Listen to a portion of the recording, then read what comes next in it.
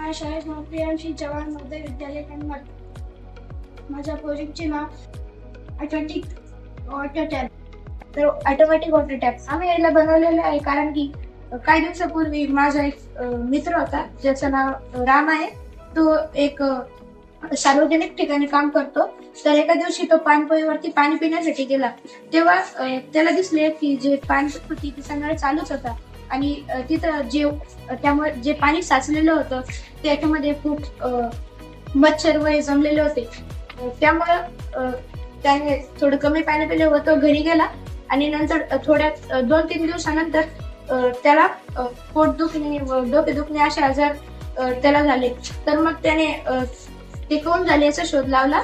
तर तेव्हा त्याला कळाले की जे घाण पाणी होते त्यामुळं त्याला असं झालं. तर आम्ही हे मॉडेल याच्यामुळे बनवलेलं आहे कारण की जेव्हा यामुळं पाणी वाया पण नाही जाणार आणि पाणी वाचेल पण. आम्ही तुम्हाला चालेल तर सर्वात पहिले तुम्हाला पाणी घ्यायचे असेल तेव्हा हे बॉटल सेन्सरच्या जवळ ठेवायचे. त्यामुळे पाणी बॉटलमध्ये पडेल व त्यामुळे तुमचा हात नळाला पण जाणार नाही आणि पाणी तसंच. आणि कधी पण पाणी जेव्हा तुम्हाला घ्यायचं झालं तेव्हा कधी पण खाली करून काढायचं. त्यामुळं जे तुम्ही जर असं केलं तर आम्ही एक अशी सिस्टम आहे की जे 0 पॉईंट पाणी पडत राहील.